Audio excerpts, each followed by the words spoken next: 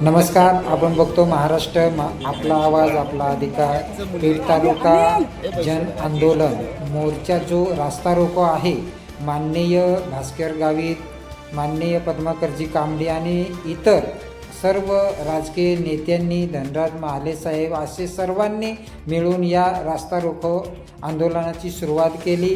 या रास्ता रोको आंदोलनाचा उद्देश एकच होता की पेठ तालुका हा अति मागास वर्गीय व पेसा अंतर्गत तालुका असूनही इथे दळणवळण रस्त्याचे जे काही अडचणी आहेत, तर कोटंबी आणि सावळघाट या दोन्ही घाटामध्ये जे कामाचा खोळंबा, यामध्ये आमदार आणि खासदार यांची कुठलीही भूमिका दिसत नाही. उद्घाटन करून गेल्यापासून या रस्त्याकडे दुर्लक्षपणा केलेला आहे.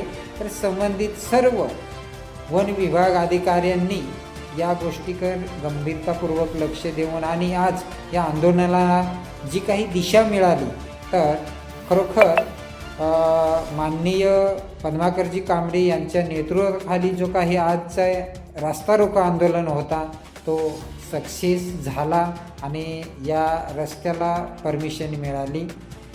तसेच सर्व तालुक्यातील जे काही राजकीय नेते किंवा सामाजिक कार्यकर्ते व ड्रायव्हर बंधूंनी यामध्ये सपोर्ट केला आणि या रास्ता रोकोचं सक्सेस झालं. धन्यवाद.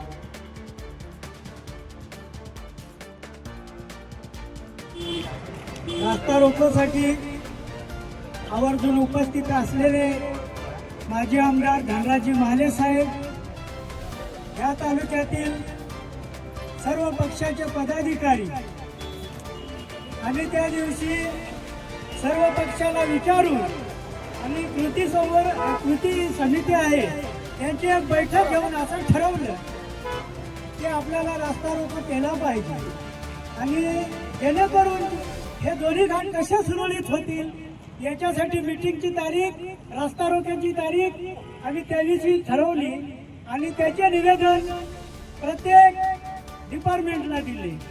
आमच्या अध्यक्षांनी सांगितलं की मला सांगा, आमच्या गरिबाची जेव्हा जमीन अधिग्रहण करता त्यावेळेस तुम्ही आम्हाला कुठली नोटीस नाही, कुठलाही पंचनामा करत असताना आमचं एक सुद्धा झाड तुम्ही पंचनाम्यामध्ये घेत नाही. मग मला सांगा, ज्यावेळेस तुमची काडी जरी असली त्या काडीला सुद्धा तुम्ही घाटामध्ये टॅग लावलेला आहे. पण आतापर्यंत जेवढी वृक्ष लागवड या ठिकाणी संपूर्ण या फॉरेस्ट डिपार्टमेंट फॉरेस्ट एरियामध्ये झाला असेल, म्हणजे ननाशी असेल, पेठ असेल, त्याच्यानंतर झरी असेल, अशी ज्या ठिकाणी तुम्ही झाडांची लागवड या ठिकाणी केली. आता मी थोडासा याच्यात बघितलं तर म्हणे 2144 अशी काहीतरी झाडं आहेत, तर त्याची तुम्ही या संपूर्ण याच्यामध्ये तुम्ही लागवड केलेली आहे. मग ती झाडं गेली कुठं? काडीला सुद्धा जर तुम्ही टॅग लावता तर मला सांगा, तुम्ही जेवढी झाडांची लागवड केली ते झाडं दाखवा ना. धनाशी मध्ये तुम्ही 1440 झाडं लावले, ती कुठं बघायला पाहतील का? आम्हाला भेटायला म्हणजे बघायला भेटतील का आता? मग मला सांगा, ज्या इथं जीवित आणि तुम्ही ज्या प्राण्यांचा विचार करता, ठीक आहे, त्या प्राणी मात्रांचा आपण विचार करून त्याच्या दया दाखवली पाहिजे. पण हे माणसं आहेत ना, तुम्ही प्राण्यांचा विचार करता पण इथं माणसं रोज मरतायत. त्यांच्या कुटुंबाची जबाबदारी कोण घेईल? त्यांचा ऍक्सिडेंट होतो, त्यांचं कुटुंब आज रस्त्यावर येतं, त्याचं काय होईल? भविष्यामध्ये त्यांच्या मुलाबाळांचा प्रश्न तयार होतो. मग याच्यावरती जर वाचा फोडायचा असेल, याच्यावरती जर याला उत्तर कोण देईल? मला सांगा, या ठिकाणी ह्या गोष्टी एवढ्या अडचणीच्या आहेत, त्याच्यासाठी जर सर्व पक्षीय सर्व समाज या ठिकाणी एकत्रित येतो, याची काळजी घेतली पाहिजे का नाही घेतली पाहिजे? मग निश्चितच त्याच उद्देशाने आम्ही हा रास्ता रोको या ठिकाणी ठेवलेला आहे. प्रत्येक डिपार्टमेंटला अजूनही सांगतो, कार्यक्रम प्रसंगी आपल्या इंदोरपेठ विधानसभेचे आमदार माननीय धनराज हरिभाऊ महाले, या कार्यक्रमासाठी उपस्थित असलेले सर्व पक्षीय नेते मंडळी, प्रशासनाचे सर्व अधिकारी, माझे सर्व चालक बंधू इथं उभे आहेत. हा प्रश्न तुमच्यासाठीच आहे. 12/3/2026 ला आम्ही सर्वपक्षीय आंदोलनाची नोटीस बजावली. त्याच्यानंतर डीवायएसपी असतील, एसपी साहेब असेल, कलेक्टर साहेब असतील, त्यांना सर्वांना प्रत्यक्ष भेटून ह्या रास्ता रोकोचं हे केलं. माझा पहिला प्रश्न असा असेल की फॉरेस्ट डिपार्टमेंटनी जे काही आपल्या जानेवारी मध्ये काम चालू केलं, परंतु मला त्यांना हे सांगायचं आहे की राष्ट्रीय नॅशनल हायवे अथॉरिटीने आपल्याला संपूर्ण पैसे 5,53,23,990 हे पूर्ण पैसे अदा केलेले आहेत. तुमचा खाते नंबर आहे, किती तारखेला पैसे दिलेले आहेत, हे सर्व डॉक्युमेंट्स आमच्याकडे उपलब्ध आहेत. तरीही अधिकारी डोळझाकपणा करत आहेत. माझं सांगणं एकच आहे, आजपर्यंत आम्ही हात घातला नाही आणि माझी चेतावणी राहील फॉरेस्टच्या अधिकाऱ्यांना. आज सावळघाट ते नानासी करंजखेड इथं लागलेली आग कोणामुळे लागली? त्यामध्ये झाडं नाही मेले का? त्याच्यामध्ये पशु पक्षी नाही मेले का? जे काही या फॉरेस्ट विभागाचे जे काही तिन्ही पण रेंजर असतील त्यांना पहिलं टार्गेट माझ्या वतीने होईल की मी तुम्हाला ना विधान भवनामध्ये जाऊन तुमचा तारांकित प्रश्न उपस्थित करेल. हजारो हेक्टरवरची झाडं जळाली, हजारो हेक्टरवरचे प्राणी मेले, त्याला जबाबदार कोण? आणि तुम्ही एक 5 झाडासाठी रस्ता अडवून ठेवला. सर्वसामान्य माणसाला तुम्ही वेटीस धरलेला आहे. जम्मू काश्मीर पुढे तर कन्याकुमारीला हा रस्ता जमतोय. कमीत कमी 20 ते 25 राज्यात हा रस्ता जातोय. केवळ हर मोठ्या धोरणामुळे तुम्ही हा रस्ता अडवून ठेवलेला आहे. माझ्या चालक बंधूचं 15 दिवसापूर्वी एक निधन झालं. त्याच्यानंतर इथं आरटीओ टोल नाका होता, इथं पण एका तामिळनाडूच्या चालकाचं निधन झालं. त्याला जबाबदार कोण? आज आम्ही रस्ता रोको केलं तर पोलीस प्रशासनाने 8 दिवसापूर्वी नोटीस बजावली, तुमच्यावर कार्यवाही का करण्यात येऊ नये. आणि हा जो रस्ता 10 दिवस बंद असतो त्याच्यावर कारवाई कोण करेल? फॉरेस्टवर करणार आहात, पीडब्ल्यूडीवर करणार आहात, की आरटीओच्या यांच्यावर करणार आहात, किंवा चेक नाक्यावर करणार आहात? असंख्य वाहने आज मी कौटुंबिक घाट आणि सावळ घाटामध्ये बंद पडलेले आहेत. काही लाखोचं नुकसान होत आहे, पाटे तुटतात, स्प्रिंगर जातात, याला जबाबदार कोण? तुम्हाला जर प्रशासनाने पूर्ण पैसे पेड केले नाही तरी तुम्ही का अडवून धरलेला आहे? केवळ तुमचा काहीतरी याच्यामध्ये हेतू आहे हे पण मला गुप्तपणे समजले आहे, पण मी जाहीर करू शकत नाही. माझी एकच विनंती आहे, आजपर्यंत आम्ही फॉरेस्ट मध्ये हात घातला नाही, परंतु इथून पुढे हात घालावा लागेल. तुम्ही झरी बीट असेल, कोर बीट असेल, इथं काय लागवड केली, किती नर्सऱ्या आहेत आम्ही बघत नाही का? किती खत येतं, किती औषध येत आहेत? तर इथून पुढे तुम्हाला जाहीर माझं आव्हान आहे, इथून पुढे तुम्हाला पळताभुई थोडी करू, आदिवासी माणसाला नाराज करू नका. हे सर्वसामान्य जनतेचा प्रश्न आहे. आम्ही वैयक्तिक प्लॉट मागत नाही किंवा वैयक्तिक योजना नाही मागत. हा सार्वजनिक रस्ता आहे. यासाठी आमचा जरी मृत्यू झाला तरी चालेल, शहीद म्हणून घोषित करतील. परंतु मित्रांनो, तुम्हाला एकच सांगणं आहे अधिकारी वर्गाला, आमचा अंत पाहू नका आदिवासी समाजाचा. कन्याकुमारीचा ड्रायव्हर कुठं आणि हरियाणाचा ड्रायव्हर कुठं? अरे तो माणूसच होता, तो मेला तो. त्याचा पण जरा मग काय करता तुम्ही? आकस्मिक निधन. माझं म्हणणं एकच आहे प्रशासनाला, ज्या आरटीओच्या अधिकारी जे काही कोणी होते त्याच्यावर मनुष्यवधाचा गुन्हा दाखल झाला पाहिजे, ही मागणी आमची पहिली आहे. यानंतर जी काही सावळ घाटामध्ये ट्रॅफिक जाम होते, फॉरेस्ट रेंज कुणी नानासी बीट असेल, पेट बीट असेल, त्यांच्यावर गुन्हा दाखल झाला पाहिजे. आम्ही सर्वसामान्य जनता त्या कामासाठी उभे राहतो, त्या कामासाठी भांडतो, तर आमच्यावर गुन्हे दाखल करतायत. प्रशासनाला माझी विनंती आहे. आणि टोल नाक्यावाल्याची जबाबदारी नाही का? नॅशनल हायवेला कुठे आहेत का इथं? नॅशनल हायवे वाल्यांना माझं सांगणं आहे, एखादं वाहन बंद होत असेल तर 2 नाही 3 क्रेन ठेव. त्याचा रूल काय आहे? टोलची पावती फाडल्यानंतर काय त्याने गाईडलाईन करायची असते? एखादं वाहन बंद पडलं तर त्याला सुरक्षित स्थळी नेऊन ठेवावं असतं. तुम्ही काय करताय याच्यावरती? हा पण एक प्रश्न आहे. असे लाखो प्रश्न किरकोळ याच्यासाठी तुम्ही सर्वसामान्य जनतेचे वेटी धरलेला आहे. आमच्या स्तनद माता, गरोदर माता, सर्पदंश, एखादा अटॅकचा पेशंट रस्त्यात मेले हो, कितीतरी नोकर वर्ग आमच्या अपघातामध्ये मेलेले आहेत. याला जबाबदार कोण आहे? फॉरेस्टच्या अधिकाऱ्यांना माझं एकच म्हणणं आहे, आजच्या चालू करा रस्ता, नाही तर हा बिराड मोर्चा तुमच्या ऑफिस पर्यंत पोहोचेल. तुमच्या ऑफिस मधून तुम्हाला निघून सुद्धा दिलं जाणार नाही. त्या वेळेला आम्ही साम दाम दंडभेद, आम्हाला सुद्धा कायदा आहे आदिवासीला विशेष. मला जरी 353 असेल तुमच्या हात टाकल्यानंतर शासकीय कामामध्ये शिस्तभंग केली, पण आम्हाला सुद्धा काहीतरी प्रोटेक्शन आहे. बाबासाहेब आंबेडकरांनी आमच्यासाठी सुद्धा दिलेलं आहे काय आदिवासीसाठी आरक्षणाचं. माझी कळकळी सांगली विनंती आहे, आजच्या आज मस्किरी चालू झाल्या पाहिजे, नाही तर वेगळं वळण लागेल याला. आणि विशेष म्हणजे मला याचा खुलासा तुम्हाला द्यावा लागेल.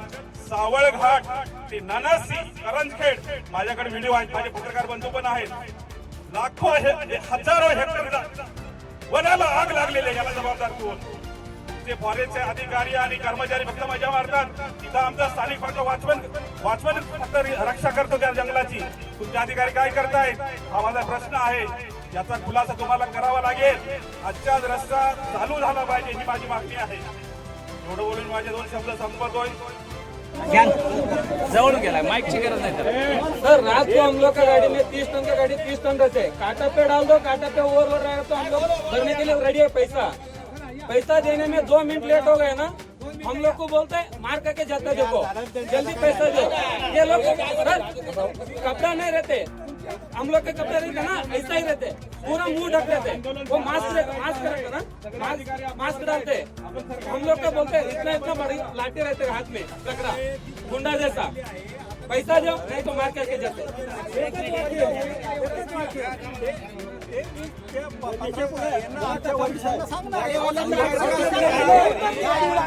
अरे साहेब बरं का साहेब, आपल्याला तो पत्र दिलेलं आहे, तुम्ही त्याच्यावर खुलासा करणार हे सगळं मान्य आहे. परंतु ही जी लाईव्ह तक्रार आहे आता तुमच्या समोर, एक मिनिट ऐका ते खरं नाही, नोंद घेणार नाही. आमचे लोक घेतले जातात, त्यांचं काय म्हणणं आहे? त्यांचं म्हणणं असं आहे की आम्ही सर्व कागदपत्र बरोबर आहे, आम्ही सगळ्या नियमांमध्ये आम्हाला वसुली करत असताना, एक मिनिट, आम्हाला वसुली करत असताना त्यांचे फक्त डोळे दिसतात, मास्क घालतात आणि मास्क घालून आणि वसुली केली जाते. मग ह्या सगळ्या गोष्टीचं 1 मिनिटात उत्तर द्या का बाबा मास्क कशामुळे घालतोय. ही एवढी लोक बसलेली आहे साहेब, ही एवढी लोक सकाळून बसलेली आहेत. होय, याच्यामध्ये हे बघा, तुम्ही एकटेच आहे का तिथं? नाही, तुम्ही एकटेच आहे का तिथं? तुम्ही 15 दिवसापूर्वी आले, परंतु याच्या अगोदरही कुणी अधिकारी आहे का नाही?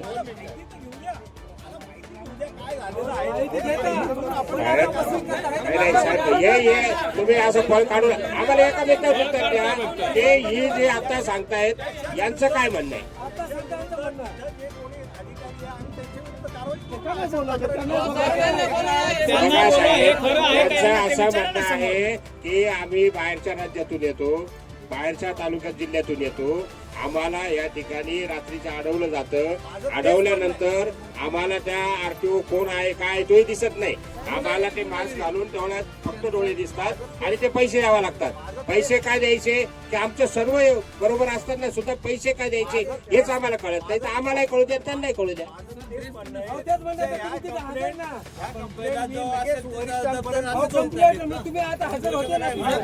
डिपार्टमेंट वाला रहेगा तो कपड़ा तो चाहिए, डिपार्टमेंट वाला रहेगा तो कपड़ा तो चाहिए ना, उसके पास कुछ नहीं है। याच्यामध्ये 8 ते 10 दिवसामध्ये आम्ही मंत्री महोदयांकडे बैठक लावतो आणि त्या ठिकाणी आम्हाला ही सगळी उत्तरं पाहिजे.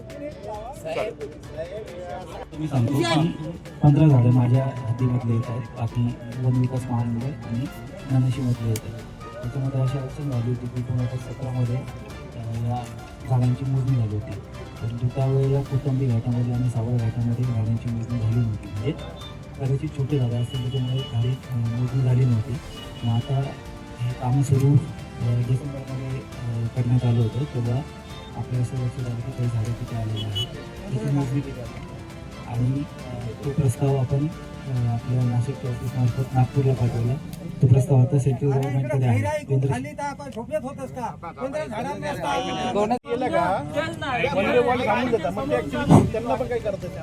साहेब माझं म्हणणं एक आहे, 3 टन पूर्ण घातक झालेले आहे आता ह्या स्थितीला. 3 टन त्यांनी करावेत, 3 टनचे त्यांना आदेश द्या. आणि माझं तहसीलदार साहेबांना विनंती आहे, ननासी बीटच्या रेंजर मॅडम आल्याशिवाय उठणार नाही, कारण त्यांनीच कोडा घातलेला आहे. टर्नला एकही झाड जात नाही. आदेशाची माझ्या गरज नाही, मी आदेश करून बंदच नाही. पीडब्ल्यूडीचे साहेब मॅडम काय म्हणतायत, माझी काही अडचण नाही. काम करायला काहीच हरकत नाही. आता टर्न मध्येच मी 15 मिनिटं थांबले होते. तिथे येतच नव्हतं. 2 गाड्या साईडला होत्या, मला 15 मिनिटं तिथेच लागले बाहेर निघायला. अगदी आदेश दिलेलाच नाही आम्ही कोणताच बंद करायचं. तोंडी की आपण परवानगी झाडं कापायची साईड बाय साईड घेऊ, तोपर्यंत जिथं झाड नाही तिथं काम चालू ठेवा. असंच आतापर्यंत मी त्यांना बंद करा असं कोणालाच सांगितलेलं नाही. माझ्याकडे समोरच ते आहेत, त्यांचं असं म्हणणं आहे की फॉरेस्टने आम्हाला बंद केलं, बरोबर ना? हो, मला लेखी आदेश नाही तर मग काल काम बंद केलं. मॅडम ऐका तुम्ही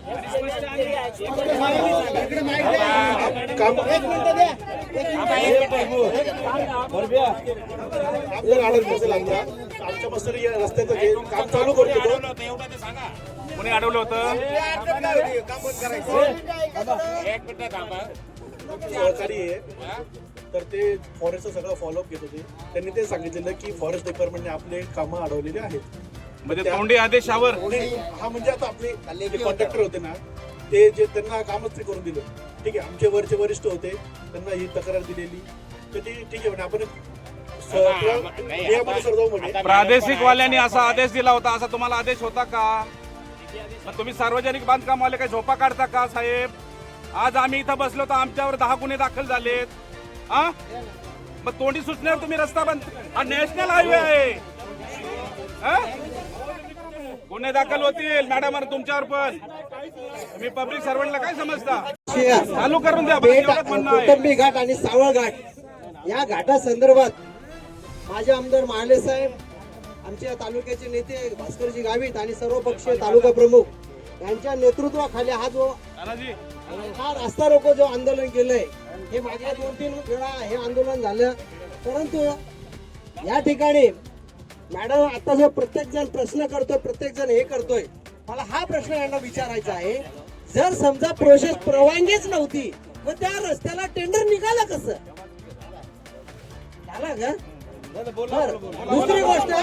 दुसरी गोष्ट जर समजा झाडे शासनाची परवानगी मिळेल, फॉरेस्टची परवानगी मिळेल तेव्हा मिळेल. परंतु आज मोठे मोठे खड्डे 1-1 फुटाचे खड्डे पडले. सावळ घाट आणि कौटुंबिक घाट कॉन्ट्रॅक्टर कोण आहे? सारखं मारतोय तो काय करतो? उपटतो का? फक्त पैसे घ्यायला कमवायला एवढंच आहे का? अरे किती लोकांना त्रास होतो तो विचार केलाय का? आणि आम्ही आंदोलन केलं का आमच्यावर केसेस? अरे का आम्ही का चोऱ्या करतो का? डिपार्टमेंटने याची दखल घेतली पाहिजे, पोलीस डिपार्टमेंटने. कशासाठी? जर यांनी वेळीच केलं असतं तर आम्ही आंदोलनाला कशाला बसलो असतो? कशासाठी बसलो असतो? आणि कशासाठी हे करतोय? अरे लोक आम्हाला विचारतात आमदार साहेब काय करतात, माझे आमदार काय करतात, खासदार काय करतात. आम्ही म्हणतो आम्ही सत्तेत नाही. लोक म्हणतात अरे तुम्ही सत्तेत नाही पण त्यांना जागा करा ना. यांच्यावर गुन्हा दाखल रितसर करावा लागेल तोंडी आदेशावर. आणि दुसरी गोष्ट मॅडम आता त्यांनी सांगितलं, अहो या ठिकाणी माझे खासदार आज ते हयात नाहीत, कैलासवासी चव्हाण साहेब. त्या माणसाने हे अधिकाऱ्यांना सर्वांना बरोबर घेऊन त्यावेळेस केंद्राचे हे रस्ता PM-JSY या झरी रस्त्याला तुमच्या हजारो झाडं तुटले, हजारो, काही म्हणजे 500 झाडं नाही. झरी, उमरत, इकडं बिलकस हे सगळे फॉरेस्ट मधून येणार रस्ते. पण त्यावेळेस चव्हाण साहेबांनी सांगितलं अरे वर्ष आदिवासी माणूस या रस्त्याने यांना डोलीत लोकांना न्यावं लागतं पेशंटला. त्या अधिकाऱ्यानं मिटिंग घेतली, मग सब DFO असेल, DFO असेल सर्वांना, आणि त्यांनी सांगितलं साहेब बिंदास करा. त्या लोकांनी कुठली केसेस नाही, काही रिपोर्ट नाही, काहीच नाही. आज रस्ते झाले आणि तुम्ही सांगताय का आम्हाला 15 झाडं 16 झाडं. अहो मॅडम जर आम्ही उभा केलं ना, तुम्ही आता सांगितलं ना तर तुम्ही आम्हाला हे करता, चुकीचं बोलताय. अहो मॅडम जर तुमचा आढावा घेतला ना आम्ही, म्हणजे तुमचा वैयक्तिक नाही, संपूर्ण तुमच्या डिपार्टमेंटचा, तुमच्या मागच्या वर्षी झाडं किती लावले, कुठं आहेत ती झाडं, असं जर पहिली केसेस तुमच्यावर होईल, तुमच्या डिपार्टमेंटवर होईल. याचा म्हणजे याचा असं बसलंय का इथल्या आदिवासीला काहीच कळत नाही. अहो इथं सर्वांना कळतंय, हो सगळ्यांना कळतंय. पण आम्ही काय बघतोय, आमचे नेते काय करत नाही. आम्ही कशासाठी करतोय, का करावा? पण आमच्या नेत्यांचा तुमच्यावर वर्ध असताय म्हणून हे सगळं चालू आहे. हे नेत्यांचा वर्ध असतं आहे.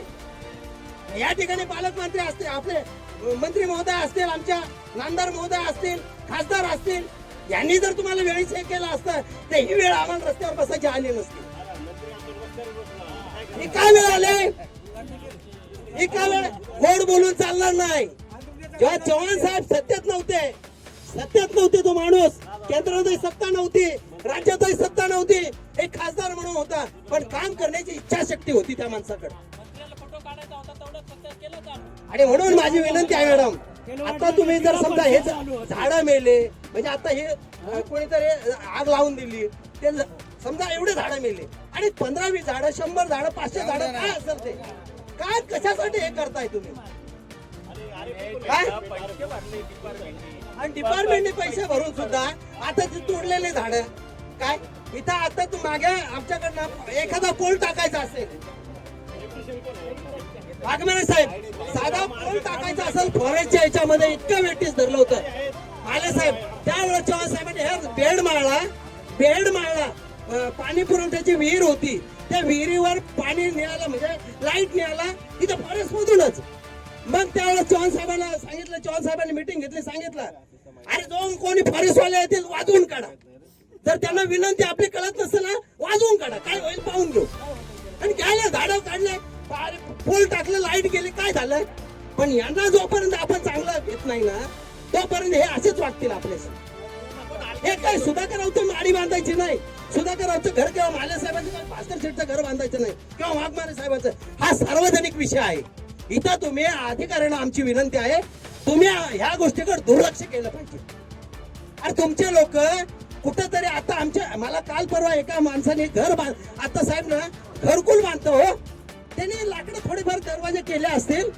त्यांचं मशीन घ्याल तिथं अरे तुमच्या फॉरेस्ट मधून तर लाकूड नाही त्यांनी तोडून नेलं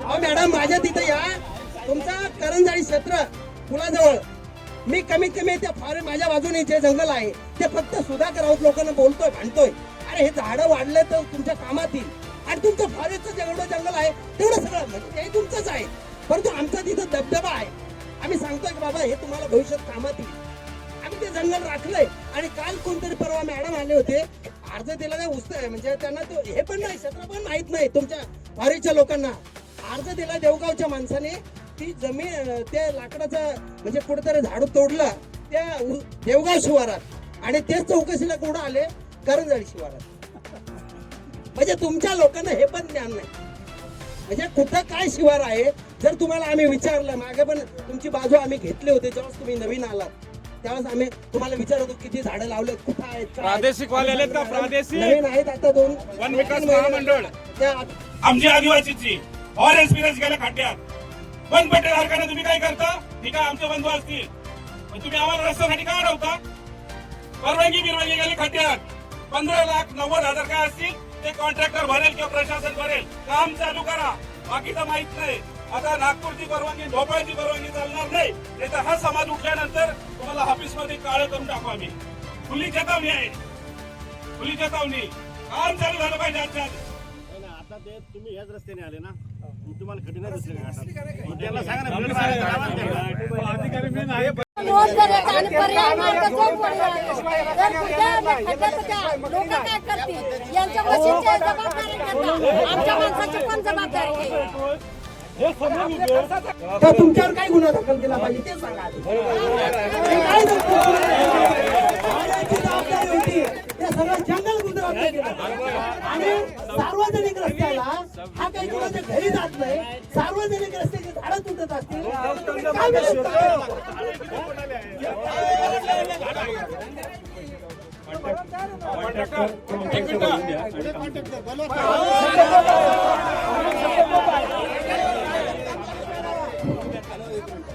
काय तुमच्याकडून हे उत्तर अपेक्षित आहे ते पैसे भरणार आहेत तुम्ही किती दिवसात पैसे भरणार आहात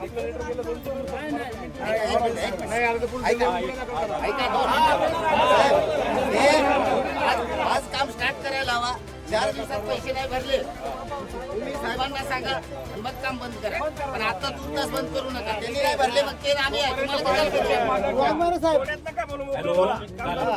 काम सुरू करण्यात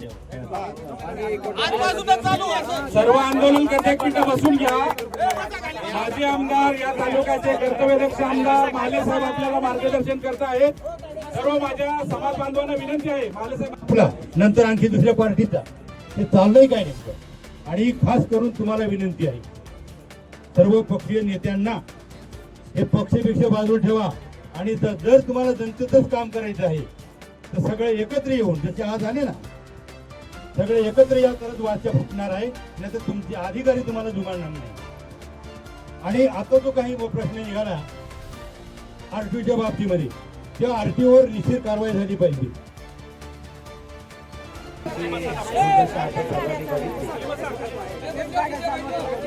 अनेक वेळा त्याच्यावर मिटिंगा झाल्या, मंत्री महोदयांनी मिटिंग बोलवली, अनेक आंदोलनं झाली, रस्ता रोको झाला, परंतु रस्त्याची दुर्दशा संपत नव्हती. आणि म्हणून तालुका प्रमुख असतील, भास्कर गावित साहेब असतील, यांच्या नेतृत्वाखाली माझे आंदोलन या ठिकाणी करण्याचं ठरवलं. खरं तर आंदोलन आपण करावं, सत्तेत आपण आहोत, मंत्री महोदय आपले आहेत, परंतु तरी सुद्धा आंदोलन करण्याची दुर्दैवी वेळ या ठिकाणी आपल्यावर येते. हे खरं आपल्याला दुर्भाग्य मानावं लागेल. कारण आजच्या काळामध्ये डिपार्टमेंटच्या साह्याने आणि वरिष्ठ अधिकाऱ्यांच्या सहकार्याने आणि लोकप्रतिनिधी बरोबर घेऊन रस्त्याचं काम फार जोरात सुरू झालं होतं. परंतु आज आपण बघितलं तर अधिकाऱ्यांनी सर्वांनी सांगितलं त्या ठिकाणी अशा प्रकारच्या अडचणी आहेत. अडचणी पण फार मोठ्या आहेत असं दिसत नाही. एक 5 ते 6 लाख रुपये करता एवढ्या लोकांच्या जीवाशी खेळलं, हा खऱ्या अर्थानं कोणता नियम लागू होतो हेच त्या ठिकाणी कळत नाही. परंतु आज तहसीलदार साहेब असतील, सार्वजनिक बांधकाम असेल किंवा वन विभाग असेल, या लोकांनी या ठिकाणी सहकार्याची भावना ठेवून जी अडचण रस्ता सुरू करण्यासाठी किंवा कॉन्ट्रॅक्टरांना होती ती या ठिकाणी त्यांनी सांगितलंय की कुठल्याही परिस्थितीमध्ये आमचा कोणताही माणूस रस्ता बंद करण्यासाठी किंवा रस्ता अडवण्यासाठी त्या ठिकाणी जाणार नाही. आणि सार्वजनिक बांधकामने पण या ठिकाणी आपल्याला सांगितलं की येत्या 3-4 दिवसामध्ये जी काही रक्कम अदा करायची आहे ती रक्कम त्या ठिकाणी तात्काळ 3 ते 4 दिवसामध्ये अदा केली जाईल. माझी सार्वजनिक बांधकाम विभागाचे अधिकारी आहेत त्यांना विनंती आहे की आता मात्र कोणत्याही प्रकारचा घोडा न करता या ठिकाणी आजच्या आज बसलेली बोलता येते ना बसलेली आगे, तर आजच्या आज त्या ठिकाणी आपण काम चालू करावं. यदा कदाचित आजच्या काळामध्ये ज्याही लोकप्रतिनिधींनी हा विषय पुढे आणला असेल त्यांना खऱ्या अर्थाने चाटाचुटा मारून आपण ते काम मात्र सुरू केलं नाही. परंतु जर यदा कदाचित आम्हाला या ठिकाणी आपण जर काम चालू झालं नाही तर मात्र गाठ आमच्या सर्वांची आहे. आणि जेव्हा सर्वसामान्य माणूस रस्त्यावर येईल त्यावेळेस मात्र आपल्याला खऱ्या अर्थाने सळो पळव केलं जाईल. कारण आम्ही आमच्या स्वतःसाठी जेव्हा इथं बसलेले जे पदाधिकारी असतील त्यांच्या स्वतःसाठी कोणतंही हित नाही, हे सार्वजनिक हित आहे. आणि जेव्हा आम्ही त्या जनतेची तळमळ बघतो तर त्या अर्थाने खऱ्या अर्थाने पुढे लोकप्रतिनिधी म्हणून आम्ही समोर येऊ. आणि म्हणून आज किंवा उद्या या 2 दिवसामध्ये सर्व काम त्या ठिकाणी चालू झालं पाहिजे अशी या सर्व आंदोलकांच्या वतीने आपल्याला या ठिकाणी विनंती करतो. त्याचप्रमाणे आरटीओचा विषय या ठिकाणी घेतला. आरटीओचा विषय झाल्यानंतर आरटीओची जी काही 3 स्टार जो अधिकारी आहे त्या अधिकाऱ्याची जी वागणूक असेल किंवा त्यांची उत्तरं असतील ती काही या ठिकाणी योग्य मिळाली नाही. हे आमचे जे काही बाहेरच्या राज्यातून किंवा बाहेरच्या जिल्ह्यांमधून जे काही ड्रायव्हर लोक येतात त्या ड्रायव्हरांनी सुद्धा या ठिकाणी फार चांगल्या प्रकारे मुलाखत दिली की आरटीओ हा कोण असतो वसुली करणारा हा सुद्धा आम्हाला त्या ठिकाणी दिसत नाही. मास्क घालतो, मास्क घातल्यानंतर फक्त त्याचे डोळे दिसतात आणि आम्ही त्याला आमचं सर्व कागदपत्र योग्य असताना सुद्धा 500-700 रुपये त्या ठिकाणी आम्हाला द्यावं लागतात. त्या 500-700 रुपयाची पावती त्या ठिकाणी मिळत नाही. त्या 500-700 रुपयाचं काय होतं ते आम्हाला माहीत नाही. आणि अशा प्रकारचं जर काम चालू असेल तर ते सुद्धा या ठिकाणी आपलं दुर्दैव आहे. मी त्यांच्या समवेत आपले मंत्री महोदय आहेत, त्या मंत्री महोदयांच्या समवेत आपण त्या ठिकाणी बैठक लावू आणि त्याचंही काय कोणत्या प्रकारचा हा त्या ठिकाणी आरटीओ चेक नाका आहे तो त्या ठिकाणी बघितला जाईल. हेही आश्वासन आपल्याला त्या ठिकाणी मिळालं आहे. अनेक समस्या तालुक्याच्या आहेत परंतु अनेक समस्यांमध्ये या ठिकाणी मी सर्व जे नेते आहेत त्यांचं अभिनंदन करेन की खऱ्या अर्थाने जे काही लोकांना करता आलं नाही ते तुमच्यामुळे ह्या ठिकाणी काही गोष्टी पुढे आल्या आणि त्याच्यामुळे नक्कीच हा जो काही बऱ्याचशा दिवसापासून जो मार्ग त्या ठिकाणी थांबला होता त्याला नक्कीच गती मिळेल अशी अपेक्षा या ठिकाणी व्यक्त करतो.